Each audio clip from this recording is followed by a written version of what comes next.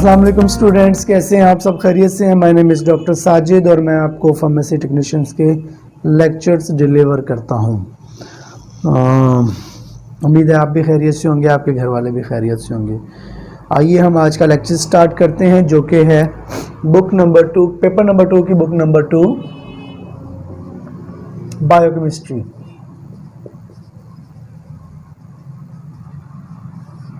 Biochemistry में last time हम लोग पढ़ रहे थे विटामिन सी।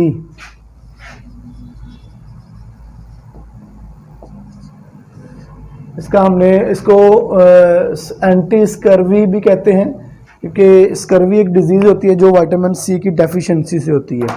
ठीक है जी। तो लास्ट टाइम हमने जो विटामिन सी का पढ़ा था वो विटामिन सी वाटर सोलुबल है, इसको एंटी स्कॉर्बियोटिक विटामिन कहते हैं। केमिस्ट्री इसकी एल एस्कॉर्बिक एसिड जो होता है ह्यूमन बॉडी में प्रेजेंट होता है। ह्यूमन बॉडी में बिल्कुल विटामिन सी नहीं बनता, प्लांट सोर्स ही इसका लेना पड़ता है हमें। एनिमल सोर्स इसका बिल्कुल कम है या नहीं, ना होने के बराबर है। उसके बाद फंक्शंस हमने इसके पढ़े थे वाउंड रिपेयरिंग में, हेमाटोपोइसिस में, antioxidant growth, oxidation reduction process में काम करता है, reaction to stress, act as a coenzyme. आज हमने स्टार्ट करना है स्कर्वी से। स्कर्वी क्या होता है? सबसे पहले the deficiency of vitamin C results in अ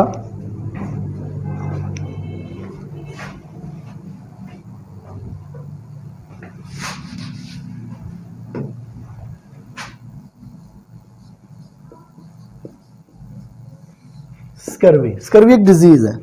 ठीक है जी। The deficiency of vitamin C results in a disease called scurvy.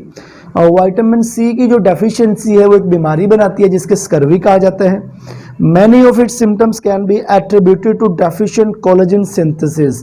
बहुत ज़्यादा इसके जो सिम्टम्स हैं, इसकी जो अलामात हैं, वो ये कह सकते हैं कि डेफिशिएंट कोलेजन सिंथेसिस। आपकी बॉडी के अंदर जो कोलेजन है वो नहीं बनता, मुरकरी हड्डी जिसे बोलते हैं, वो नहीं बनती। It bears following sign and symptoms. इसके अलावा इसके और भी कुछ अलामात होती हैं, आइए वो भी पढ़ते हैं। Haemorrhagic tendencies, disruption of adventitia media and basal lamina of blood vessels. तो आपकी जो ब्लड वेसल्स होंगी उसकी जो एडवेंटिशिया होगी, जो बेसल होगी, जो लैमिना लेयर होगी, वो टूट फूट का शिकार हो जाएगी। वेरियस स्मॉल एंड और large haemorrhagic lesion develop anywhere on the body. आपकी बॉडी के अंदर बहुत ज़्यादा जगहों पर हेमोरेजिक लेयंस बन जाएंगे।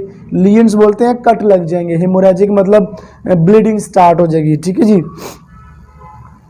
कहाँ कहाँ हो सकती है bleeding? Usually occur from mucous membrane of the mouth. और ये ब्लीडिंग आपके मुंह से हो सकती है, जीआईटी आपके मैदे में हो सकती है, यूरिनरी ट्रैक आपके जो पेशाब करने की जो जगह है वहाँ से हो सकती है, स्किन, यहाँ पर आपकी स्किन में से भी ब्लीडिंग हो सकती है। सेरिब्रल हैमरेज में कॉज डेथ। और अगर यही ब्लीडिंग अगर आपके दिमाग में हो जाती है तो डेथ भी वाक़या हो सकती है। वाउंड हीलिंग, जैसे हमने फंक्शंस में पढ़ा था कि विटामिन सी जो है वो हेल्प आउट करता है वाउंड हीलिंग में, जख्म को रिपेयर करने में। तो यहाँ पर क्या है? Failure of cell to deposit collagen fibres and intercellular substances in the delayed healing of the wound. तो वही मैंने आपको बताया था कि होता क्या है, ये मुख्तलिफ किस्म के, ये एक स्किन है, इस स्किन पे अगर किसी जगह पे कट लगता है या जख्म लग जाता है तो वहां से ब्लड निकलना स्टार्ट हो जाता है। तो विटामिन सी क्या करती है? हेल्प आउट करती है कोलेजन्स को, फिब्रिल्स को, कि वहां पर पहुंचो, जाके पहले तो ब्लॉकेज कॉज करो ताकि ब्लीडिंग रुक जाए। ब्लॉकेज कॉज करने के बाद फिर फिब्रिल्स वगैरह दूसरे आके वहां पर रिपेयरिंग स्टार्ट कर देते हैं। और अगर स्कर्वी नहीं होगी, पहली बात तो ब्लीडिंग नहीं रुके, सॉरी, अगर अब विटामिन सी नहीं होगा तो ब्लीडिंग नहीं रुकेगी पहली बात, दूसरा उसकी रिपेयरिंग में भी बहुत ज्यादा टाइम लगेगा। Teeth and gum changes, show narcotic changes, necrotic changes, spongy swollen and purplish gums. तो ये है कि जो आपके गम्स हैं, मसूड़े हैं, वो सूज जाएंगे, पर्पल कलर के हो जाएंगे, रेडिश अल्सरेशन और ब्लीडिंग टेंडेंसीज, आपकी गम्स के अंदर रेडनेस आ जाएगी और ब्लीडिंग भी स्टार्ट हो सकती है। Teeth become lobes and fragile might be fall of, और आपके जो दांत हैं वो नरम हो जाएंगे और हो सकता है वो गिर भी जाए। Skin changes, follicular hyperkeratosis with coiled hair and perifollicular haemorrhage.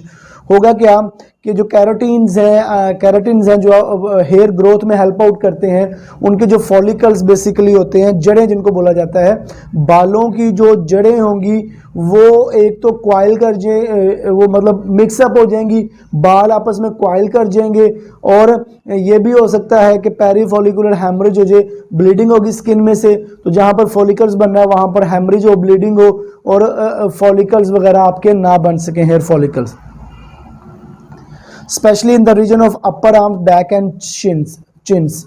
तो ये स्पेशली जो है अपर आर्म, ऊपर वाले जो आपके बाजू हैं, इन पर, बैक पर और चिन्स पर भी ऐसा हो सकता है। Bone growth, there is a retardation in the growth of the bone. Retardation का मतलब होता है रुक जाना, किसी चीज को रोक देना, ठीक है जी। तो there is a retardation in the growth रुक जाएगी ऑफ बोन्स, हड्डियों की, in deficiency of vitamin C की डेफिशिएंसी में, डेफिशिएंसी मतलब कमी में। बोन्स आर वीक, हड्डियां कमजोर हो जाएंगी, इजी टू गेट फ्रैक्चर, आसानी से टूट सकती हैं, and without formation of new matrix, और उनमें बोन्स, हड्डियों के अंदर जो जाल एक मजबूती का होता है वो भी नहीं बनेगा। जीआईटी चेंजेस, हेमाटोमेसिस, जीआईटी में ये चेंज आएगा कि जो ब्लड है वो यूरिन के साथ या फीसिस के साथ आउट होना स्टार्ट हो जाएगा। Nervous change in coordination of neuromuscular junctions, तो जहाँ पर भी न्यूरोमस्कुलर जंक्शन है वहाँ पर कोऑर्डिनेशन में प्रॉब्लम आएगा, मतलब आसाब कमज़ोर होना स्टार्ट हो जाएंगे। और अगर हम इसके अलावा कुछ स्पेसिफिक सिम्टम्स की, अलामात की बात ना करें तो वीकनेस, कमज़ोरी हो सकती है, एनोरेक्सिया हो सकता है, भूख नहीं लगेगी, आपका वज़न गिरना स्टार्ट हो जाएगा, आपको बेचैनी रहेगी, आपके ऊपर घुनूदगी रहेगी, और आप हर टाइम परेशान और गुस्से में रहेंगे। ये कुछ इसकी अलामात भी हैं। टॉक्सिसिटी की अगर बात की जाए कि विटामिन सी अगर आपकी बॉडी में ज़्यादा हो जाएगा तो क्या होगा, तो have no well non toxicity but it may cause following facts. अभी तक तो एक वाजिया टॉक्सिसिटी नहीं है विटामिन सी की, लेकिन कुछ ऐसे असरात होते हैं जो हम पढ़ेंगे अभी विटामिन सी के ज़्यादा होने की वजह से। पहला है एरिथ्रोसाइट्स ऑफ प्रीमेच्योर इन्फेंट्स में be greater risk of oxidative damage. तो एरिथ्रोसाइट्स जो हैं ऑफ प्रीमेच्योर इन्फेंट्स, अगर जो छोटे बच्चे हैं, बिल्कुल छोटे बच्चे हैं, उनके जो एरिथ्रोसाइट्स हैं वो ज़्यादा रिस्क पे हैं कि उनके विटामिन सी अगर कमी हो गई तो वो ऑक्सीडेशन हो जाएगी, वो टूट फूट का शिकार हो जाएंगे, डैमेज हो जाएंगे। Excess ascorbic acid excreted in the urine give a false positive test for sugar. तो जब एस्कॉर्बिक एसिड यूरिन में ज़्यादा सेक्रेट आउट हो जाएगा, ज़्यादा पेशाब में आएगा, तो अगर टेस्ट करवाएंगे तो वो इंडिकेशन ये देगा कि आपकी बॉडी में शुगर ज़्यादा है। It has been implicated in the formation of urate and oxalate stones. तो ये भी हो सकता है बाज़ औक़ात कि ये जो विटामिन सी है ये आपके बॉडी के अंदर यूरेट या ऑक्सालेट के स्टोन्स बना दे किडनी में या कहीं पर भी, और आपको स्टोन प्रॉब्लम्स क्रिएट हो जाए आपकी बॉडी के अंदर। ठीक है जी, तो ये हमारा विटामिन सी और स्कर्वी जो है वो ख़त्म हो गया।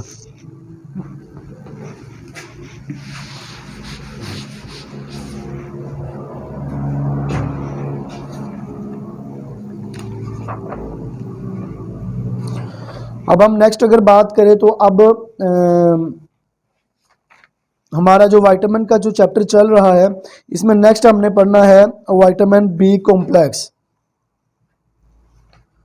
Vitamin B complex. अच्छा, इसमें बी कॉम्प्लेक्स में कितने विटामिन आते हैं मैं आपको बता देता हूँ। विटामिन बी कॉम्प्लेक्स, इसमें सबसे पहले तो आता है vitamin B1, vitamin B2, vitamin B3। ठीक है जी।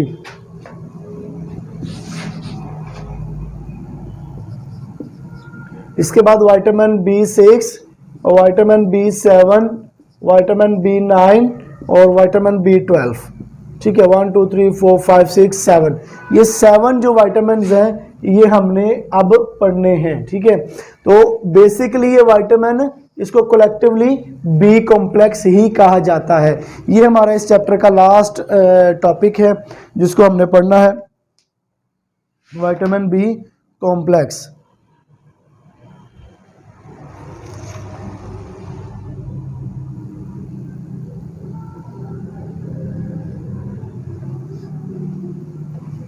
B1, 2, 3, 6, 7, 9 and 12।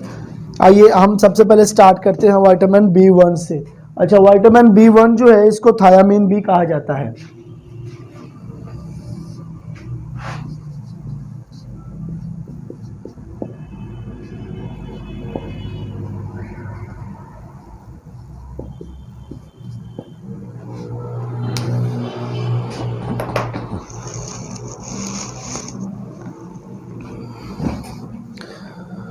Vitamin B1 is a water soluble vitamin. Vitamin B complex जितने भी हैं ये सारे के सारे वाटर सॉल्युबल है, ये आपने हमेशा बात याद रखनी है। विटामिन B1 जो है वो भी वाटर सॉल्युबल है। Its deficiency is characterised by beri, और इसकी जो बीमार मतलब इसमें डेफिशिएंसी होगी तो जो बीमारी होती है उस बीमारी का नाम है बेरी। ठीक है जी, तो विटामिन B1 की डेफिशिएंसी जो है वो बेरी डिजीज कॉज करती है।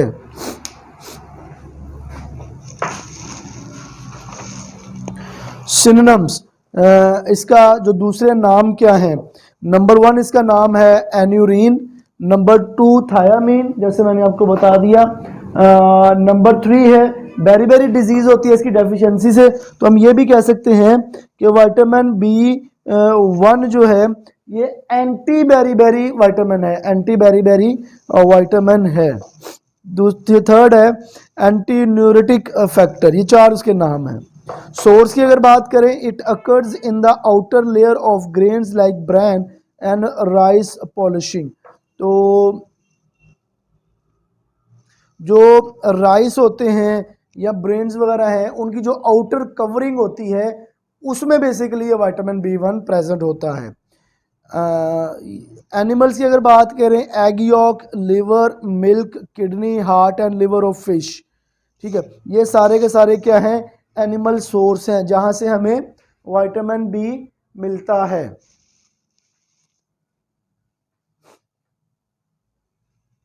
अगर हम प्लांट्स की बात करें, whole cereals, yeast, whole wheat, flour, आटा, व्हीट मीन गंदम, पल्सेस दालें, nuts and fresh fruit, fruit से भी हमें मिलता है। नट्स मीन ये जो पीनट्स वगैरह और ये सारे होते हैं।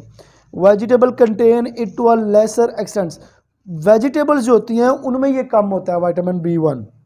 फंक्शन अगर हम बात करें, it act as a carboxylase, it acts as a carboxylase. Vitamin B1 play an important role in various decarboxylase reaction. Decarboxylase एक रिएक्शन है बेसिकली पायरुविक एसिड से एसिटाइल को ए का बनना, ये इसको बोलते हैं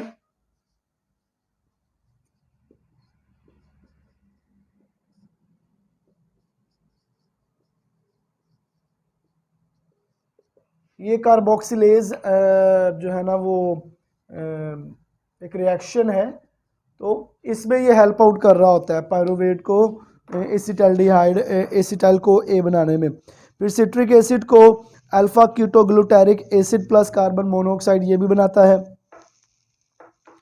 उसके बाद आता है एक्ट एज ए कीटोलेज। ठीक है जी, तो vitamin B1 act as a ketolase, मतलब ये दोनों अगर हम बात करें फंक्शन इसके जो दो बताए हैं, पहला और दूसरा, ये दोनों एज ए एंजाइम एक्ट कर रहा है ये। ठीक है जी, vitamin B act as a ketolase for pentose phosphate pathway, it's present is necessary for the enzyme action. तो ये बेसिकली कीटोलेज पेंटोज फॉस्फेट के लिए काम करता है और ये नेसेसरी है किसी भी एंजाइम के एक्शंस के लिए। Conversion of fat, it help the enzyme system which is responsible for the conversion of fat in carbohydrates and protein. तो ये हेल्प आउट करता है बेसिकली एंजाइम सिस्टम को जो कि रिस्पॉन्सिबल है conversion of carbohydrate and protein के। ठीक है, मतलब जो आपके कार्बोहाइड्रेट्स हैं, जो आपके प्रोटीन्स हैं, ये फैट्स में कन्वर्ट हो जाते हैं। नेक्स्ट अगर हम बात करें ग्रोथ की, तो vitamin B1 is essential for the normal growth and development of body just like other vitamin. तो विटामिन B1 जो है इसका भी बॉडी की ग्रोथ में उतना ही अहम रोल है जितना दूसरे विटामिन का होता है। Action CVS, various component of CVS especially the heart is dependent on carbohydrate for various functions as amount of carbohydrates runs parallel to that of the thiamine in the body। तो वो यही कह रहे हैं कि आपका जो CVS कार्डियोवास्कुलर सिस्टम है उसके अंदर स्पेशली हार्ट जो है, दिल, वो डिपेंडेंट होता है किसके ऊपर? कार्बोहाइड्रेट के ऊपर। और जो कार्बोहाइड्रेट है ये बेसिकली थायामीन के डिपेंडेंट होता है बॉडी के अंदर। ठीक है, जितना थायामीन होगा उतना कार्बोहाइड्रेट होगा, कार्बोहाइड्रेट होगा तो दिल जो है वो नॉर्मल फंक्शन कर सकेगा। और लास्ट पे आता है beriberi. Vitamin B1 deficiency causes a disease called beriberi. Beriberi means I can note it reflect the severity of the weakness and the state of the paralysis. तो बेरीबेरी अगर vitamin B1 जो है इसकी कमी होगी बॉडी के अंदर तो बेरीबेरी डिजीज़ हो सकती है। ये जो बेरीबेरी डिजीज़ है ये इतनी कमज़ोरी होती है कि बाज़ औक़ात पैरालिसिस भी हो जाता है, बॉडी को चलने फिरने के काबिल नहीं रहती।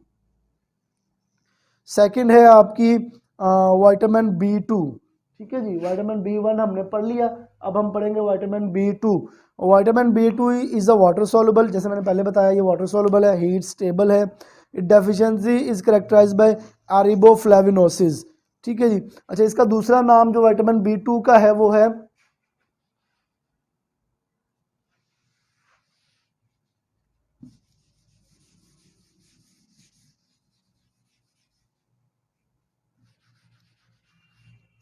विटामिन टू का नाम है रिबोफ्लेविन। ठीक है जी, ये विटामिन D2 का दूसरा नाम है और इसकी जो डेफिशिएंसी है वो अरिबोफ्लेविनोसिस काज करती है, अरिबोफ्लेविनोसिस। ठीक है जी।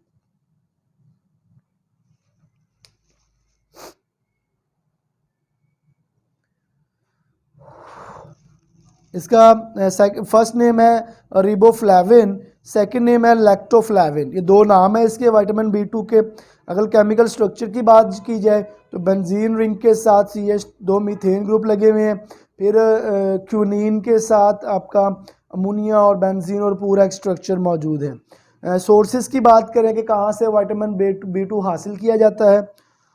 एनिमल की बात करें, well distributed in the nature, excellent source are liver, kidney, heart, fish, egg, milk. Vitamin B2 कुदरत में बहुत ज़्यादा मिकदार में पाया जाता है। एनिमल्स की बात करें तो लिवर में, एग में, मिल्क में, एग उसके अलावा हार्ट में और किडनी में, लिवर में, हर जगह पे पाया जाता है, बहुत एक्सटेंसिव वैरायटी में। प्लांट्स की बात करें, fresh fruits, root vegetable like carrot also synthesised by the intestinal bacteria for some extents. तो अगर हम प्लांट्स की बात करें तो कैरेट मीन गाजर में इसमें बहुत ज़्यादा पाया जाता है। और वो फ्रूट या वो प्लांट्स जो ज़मीन में उगते हैं, रूट्स जिनकी बनती हैं और रूट्स उनका फ्रूट होता है, रूट ही उनका फ्रूट और उनका प्लांट होता है, तो उसमें बड़ी ज़्यादा मिकदार में विटामिन B2 पाया जाता है। फंक्शन अगर बात करें तो सबसे पहले है ऑक्सीडेशन रिडक्शन रिएक्शन। मैंने आपको पहले भी बताया था कि ऑक्सीडेशन जो है ये एडिशन ऑफ द ऑक्सीजन है और रिडक्शन जो है वो रिमूवल ऑफ द ऑक्सीजन है। तो ये जो विटामिन B2 है ये ऑक्सीडेशन रिडक्शन जो एक रिएक्शंस हमारी बॉडी के अंदर हो रहे होते हैं ये उनको हेल्प आउट करता है। कैसे करता है? Riboflavin as such is not biologically active, in order to active it must be phosphorylated which take place mainly in the kidney and intestine wall। तो रिबोफ्लेविन जो हम खाते हैं वो एज सच तो एक्टिव नहीं होता। अच्छा, इसको एक्टिव नहीं होगा तो हमारी बॉडी उसको यूटिलाइज इस्तेमाल नहीं कर सकेगी। तो फिर जब ये हम रिबोफ्लेविन खाते हैं बॉडी के अंदर जाता है तो हमारी इंटेस्टाइन के अंदर और हमारी किडनीज के अंदर ये रिबोफ्लेविन बेसिकली फॉस्फोराइलेशन के प्रोसेस से गुजरता है, उस इस फॉस्फोराइलेशन के प्रोसेस से गुजर कर हमारी बॉडी के लिए इस्तेमाल के काबिल बनता है और हमारी बॉडी इसको इस्तेमाल करती हैं। सेकंड है deficiency of riboflavin, mouth lesion involves tongue, glottis, pharynx. तो माउथ लीजन का मतलब ये है कि आपका जो आपकी जो माउथ की अंदर वाली झिल्ली है, माउथ की जो अंदर वाली लाइनिंग है, वहाँ पर लीजन्स बन जाएंगे, मतलब आपकी टंग के ऊपर, आपके ग्लोटस, आपके फेरिंक्स के ऊपर लाइनें बन जाएंगी जो दर्द करेंगी। वीकनेस आना शुरू हो जाएगी, कमज़ोरी, ड्रॉजीनेस होता है, वनूदगी आना। उसके बाद है redness and shiny appearance of lips, तो आपके जो होंठ होंगे वो लाल लाल और चमकदार हो जाएंगे। Cheilosis lesion at the angle of the mouth, और आपकी जो माउथ है यहाँ पर भी जो है वो बन जाएंगे, लाइनें बन जाएंगी, मुंह जैसे फूट जाता है ना, उसको कहते हैं वो। Angular stomatitis, stomatitis, painful feature at the corner of the lips. ठीक है जी, तो वही वाली बात कि आपके जो लिप्स हैं इनके कॉर्नर्स के ऊपर भी इस तरह भी, ठीक है जी, वो बन जाएंगे और इस तरह भी बन जाएंगे। Dermatitis, skin become scaly, greasy and in elastic, तो जो आपकी स्किन होगी वो ग्रीसी हो जाएगी, स्केली हो जाएगी और इन इलास्टिक हो जाएगी। आपकी बॉडी के अंदर इलास्टिसिटी ख़त्म हो जाएगी। स्केली मतलब ऊपर लाइनें बन जाएंगी, ठीक है, अजीब सी आपकी स्किन बन जाएगी। अगर हम रिबोफ्लाविन की पूरी समरी की बात करें तो 3-4 वर्ड में उन्होंने सारा कुछ बता दिया। नंबर 1 वाटर सॉल्युबल है, इसकी डेफिशिएंसी जो है ना वो रिबोफ्लाविनोसिस का आज करती है। हीट स्टेबल है, एसिडिक और न्यूट्रल सोल्यूशन में ये ठीक रहती है, और अल्कलाइन सोल्यूशन में ये स्टेबल नहीं होती, डिस्ट्रॉय हो जाता है riboflavin. Well distributed in animal, vegetable में ज़्यादा अवेलेबल सोर्स नहीं है इसका। एक्सक्रीशन इसकी यूरिन के थ्रू होती है और एक्ट एज ए कोएंजाइम, ये कोएंजाइम के तौर पर भी काम करती है। और इसकी जो डेफिशिएंसी है वो ग्लॉटस, चिलियोसिस, एंगुलर स्टोमेसिस कॉज करवाती है। ठीक है जी, तो ये हमारा सेकंड विटामिन B2 हो गया। ठीक है जी, नेक्स्ट है विटामिन B3। नेक्स्ट क्या है? विटामिन B3, जिसको हम नायासिन भी कहते हैं।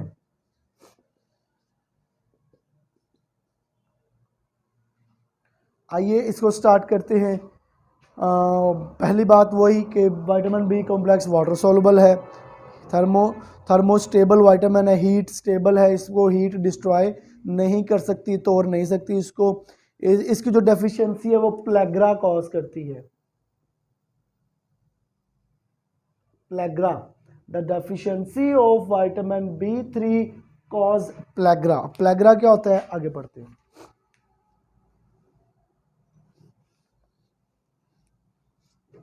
ऊपर इन्होंने इसका फार्मूला भी बनाया हुआ है।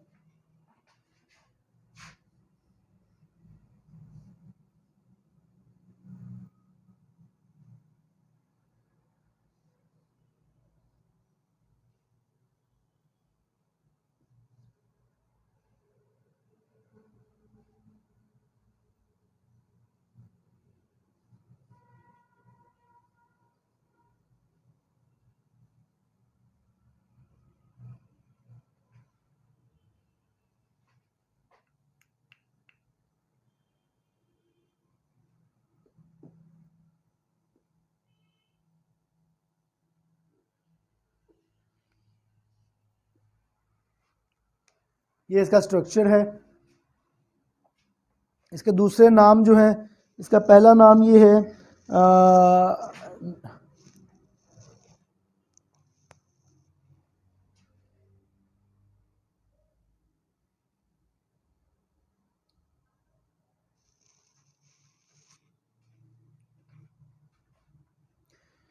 इसका नायासिन नाम है, लेकिन इसको निकोटिनिक एसिड के नाम से भी जाना जाता है। दूसरा इसका नायासिन अमाइड, निकोटिनामाइड है। फिर तीसरा anti pellagra vitamin, anti pellagra vitamin, यहाँ प्लेग्रा प्रिवेंटिंग फैक्टर भी कहते हैं इसे। ये इसके 3 नाम हैं, ये इसका स्ट्रक्चर है, हीट स्टेबल है, वाटर सोलुबल है। केमिस्ट्री की अगर बात करें, chemically niacin is pyridine 3 carboxylic acid, pyridine 3 carboxylic acid होता है। In the animal tissues it is usually found as amide from called nicotinamide. तो केमिकली ये निसिनामाइड की फॉर्म में पाया जाता है। In the laboratory it can be prepared by oxidation of nicotine. अगर हम लेबॉर्ट्री में इसको नायसिन को बनाना चाहते हैं तो हम निकोटीन की क्या करेंगे, निकोटीन को लेंगे, उसकी हम निकोटीन को ऑक्सीडेशन करवाएंगे। ऑक्सीडेशन क्या है, द एडिशन ऑफ ऑक्सीजन। तो with strong oxidising agent such as permanganate and fuming and nitric acid. तो फ्यूमिंग नाइट्रिक एसिड वगैरह से इसको जब करेंगे तो ये नायसिन बन जाएगा। सोर्स की अगर बात करें, the vitamin is widely distributed both in animal and plant. तो ये जो विटामिन है ये बड़े पैमाने पर प्लांट्स में और एनिमल्स में पाया जाता है। अगर एनिमल्स की पहले बात करें तो liver, kidney, meat, fish, egg, इन सब में पाया जाता है। Liver, kidney, meat, fish, egg, milk. और अगर प्लांट्स की बात करें, ड्राइड यीस्ट में पाया जाता है, ड्राइड लेग्यूम्स में, होल व्हीट में, पीनट्स में, टोमेटोज में, लीफी वेजिटेबल्स वगैरह में ये इजीली पाया जाता है। अब इसके फंक्शंस की तरफ अगर आ जाएं तो एक्ट एज ए कोएंजाइम, ठीक है जी, ये कोएंजाइम के तौर पर भी इस्तेमाल होता है। It is the most important function of niacin. सबसे अहम फंक्शन जो है नायासिन का वो है act as a coenzyme. as it act as H acceptor in various redox reaction in the form of NAD and NADP। तो ये NAD और NADP के रिएक्शन में इस्तेमाल होता है। They worked in association with dehydrogenases and act as a H acceptor coenzyme। तो ये करता क्या है कि ये dehydrogenases के साथ मिलकर H को एक्सेप्ट करता है, ये रिडॉक्स रिएक्शन कहलाता है। ठीक है जी। प्रिवेंट्स प्लेग्रा डिजीज, ठीक है जी। तो विटामिन B3 जो है ये प्लेग्रा होने से बचाती है। उसके बाद है decrease blood cholesterol level. Niacin is suppose to involve by some biochemical processes to lower the cholesterol level. तो ये भी बिलीव किया जाता है, ये माना जाता है कि जो नायासिन विटामिन B3 है ये कुछ ऐसे रिएक्शंस बॉडी के अंदर करवाती है जिससे आपका कोलेस्ट्रॉल लेवल जो है वो नीचे आ जाता है, कंट्रोल हो जाता है। फिर ग्रोथ लाइक अदर एनिमल्स, जिस तरह like other vitamins B1, B2, B3 भी जो है इसका भी ग्रोथ पे बहुत इंपॉर्टेंट इफेक्ट है। After act as a CNS stimulator, it has a stimulatory effect on CNS। ये CNS को स्टिमुलस करने में भी हेल्प आउट करता है। Vasodilator, niacin is good vasodilator and produce flushing vehicle in accompanied with burning and itching sensation। तो नायासिन जो है ये वेजो डायलेटर भी है, आपकी जो ब्लड वेसल्स हैं उनको डायलेट कर देती है, फैला देती है, जिसकी वजह से क्या होता है फ्लशिंग पैदा हो जाती है, ब्लड का मूवमेंट तेज हो जाती है। ठीक है जी, जिसकी वजह से इचिंग भी हो सकती है। तो ये हमारे विटामिन 3 भी खत्म, B3 खत्म हो गया। ठीक है जी।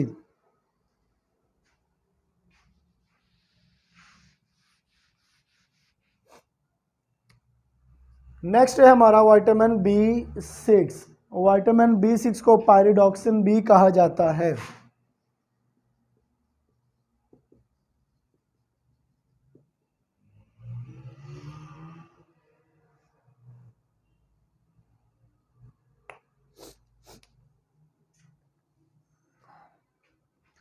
तो जो हमने कॉमन चीज़ें पढ़ी थी कि जितने बी कॉम्प्लेक्स हैं वो वाटर सॉल्युबल होंगे, तो B6 भी वाटर सॉल्युबल है।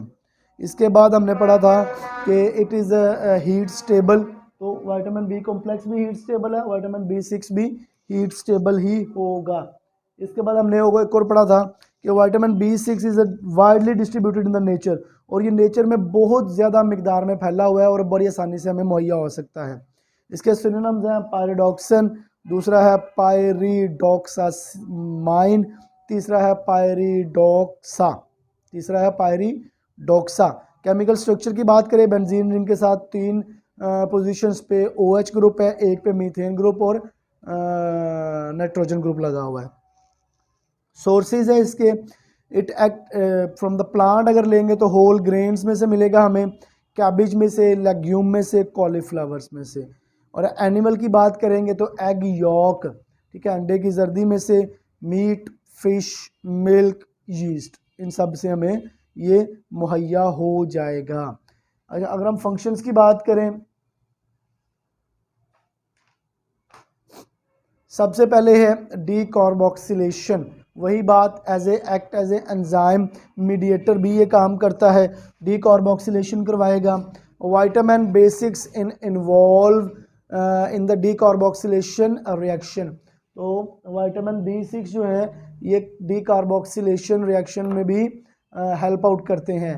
ट्रांसजामिनेशंस क्या है, oxaloacetate plus glutamate aspartate plus ketoglutarate.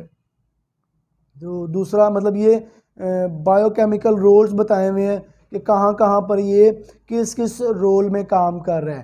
तो ट्रांसजामिनेशन भी है, अमाइनेशन में ऑक्सैलो एसीटेट को ग्लूटेट के साथ मिलाएंगे तो फिर बनेगा पायरेट प्लस कीटोग्लूटारेट, ठीक है जी। फिर अगर डी अमाइनेशन में अगर बात करें तो सेरीन को ये पायरुवेट प्लस NH3 अमोनिया में कन्वर्ट कर देगा। कंडेंसेशन की बात करें तो ग्लाइसिन को जब हम सक्सिनाइल को A के साथ करेंगे तो ये उसको डेल्टा अमाइनो लिवोलैनिक एसिड में कन्वर्ट कर देगा, ठीक है जी।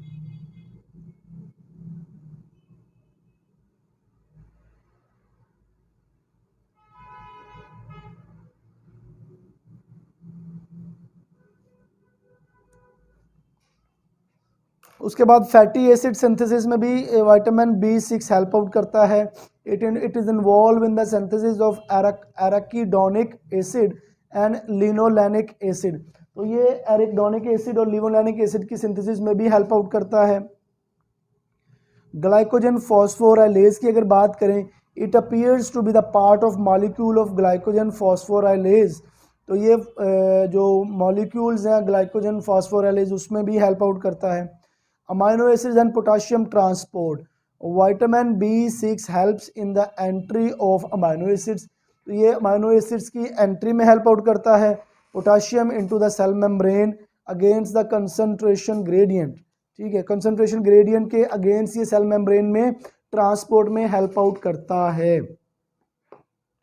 तो अगर हम विटामिन B6 की डेफिशिएंसी की बात करें तो symptoms due to the vitamin C deficiency क्या क्या आते हैं, ब्लड में आता है हाइपोक्रोमिक माइक्रोसाइटिक एनीमिया, ठीक है जी, लिम्फोसाइटोपिनिया एंड ल्यूकीमिया। ल्यूकीमिया एक ब्लड वाइट ब्लड सेल का कैंसर जो होता है वो हो सकता है।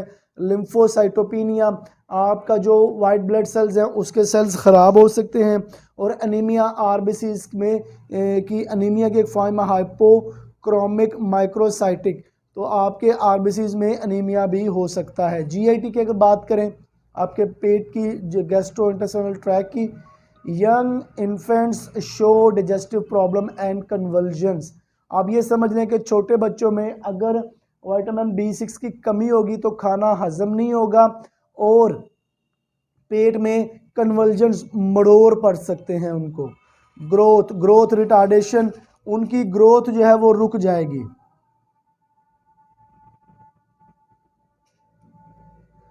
स्किन में डर्माटाइटिस हो जाएगा, उनकी स्किन जो है इसका ऊपर वाला जो हिस्सा है उसमें इन्फेक्शन हो जाएगा।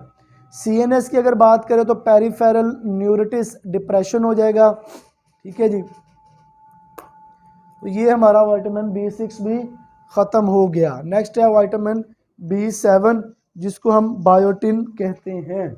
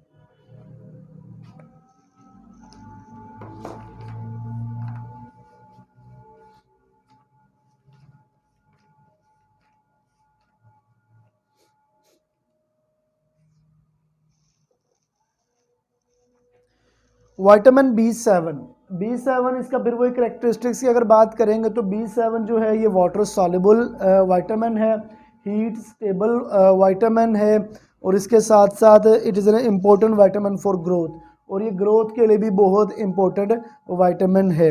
अगर हम सिनोनिम्स की बात करें, इसको विटामिन एच बी कहा जाता है, विटामिन बी7, विटामिन बायोटिन या विटामिन एच, ये भी इसको कहा जाता है।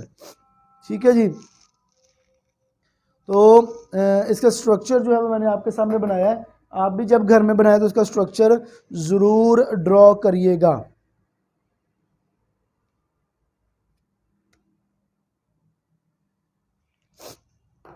सोर्सेज की अगर बात की जाए तो लिवर, किडनी, मिल्क, एग्स, ये इसका एनिमल में सोर्स है। प्लांट में अगर बात की जाए तो फ्रूट्स, वेजिटेबल और टमाटोज, टमाटर में सबसे ज़्यादा ये पाया जाता है।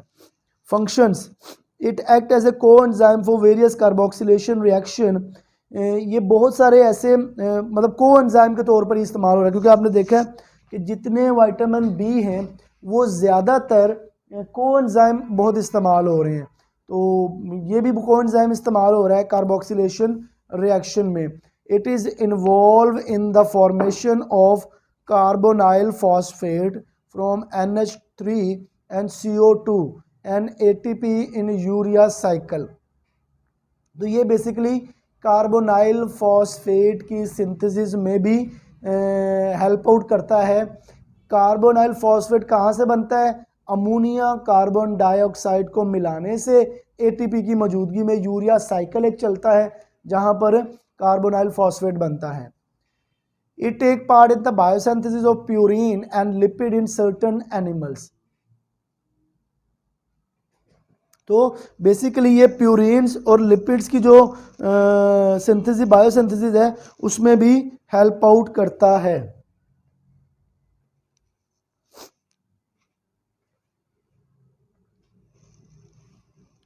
थर्ड है, it catalyses the deamination reaction of threonine, serine and aspartic acid. तो बेसिकली ये तीन जो अमाइनेशन के रिएक्शन है threonine, serine and aspartic acid, उसमें भी हेल्प आउट करता है। अगर विटामिन बी7 की डेफिशिएंसी हो जाए तो फिर क्या होता है? Deficiency of biotin may cause following clinical features. Number 1, lassitude. Number 2, anemia. Number 3, anemia मतलब ब्लड की कमी। इंक्रीज कोलेस्ट्रॉल लेवल, आपका कोलेस्ट्रॉल लेवल बढ़ना शुरू हो जाता है। मस्कुलर पेन, आपकी बॉडी में मसल्स को पेन स्टार्ट हो जाती है। डर्माटाइटिस, आपकी स्किन के ऊपर इन्फेक्शन स्टार्ट हो जाते हैं। और रिटार्डेशन ऑफ ग्रोथ, आपकी ग्रोथ जो है वो रुक जाती है। फॉल ऑफ हेयर्स, आपके जो बाल हैं वो गिरना शुरू हो जाते हैं। ठीक है जी। तो ये हमारा आज का लेक्चर जो है वो ख़त्म हुआ। इसमें हमने आज विटामिन सी को पढ़ा था, उसके बाद हमने बी कॉम्प्लेक्स को शुरू किया। बी कॉम्प्लेक्स की अगर बात करें तो विटामिन B1 जो थायामीन है उसको हमने पढ़ा। उसके बाद विटामिन B2 रिबोफ्लेविन, और विटामिन B3 नायासिन, विटामिन B6 जो कि पायरोडॉक्सिन है, और विटामिन B7 जो कि बायोटिन है। ठीक है। विटामिन B1 जो है ये बेसिकली हमें इसकी जो बेसिकली डिजीज़ होती है जिसकी कमी से वो है बेरी। और विटामिन B2 की कमी की वजह से जो डिजीज़ होती है उसका नाम है फ्लेविनोसिस, अरेबोफ्लाविनोसिस भी कहा जाता है उसे। और विटामिन B3 नायासिन की कमी की वजह से जो बीमारी होती है वो है प्लेग्रा। और विटामिन B6 की कमी की वजह से जो बीमारी होती है उसका नाम है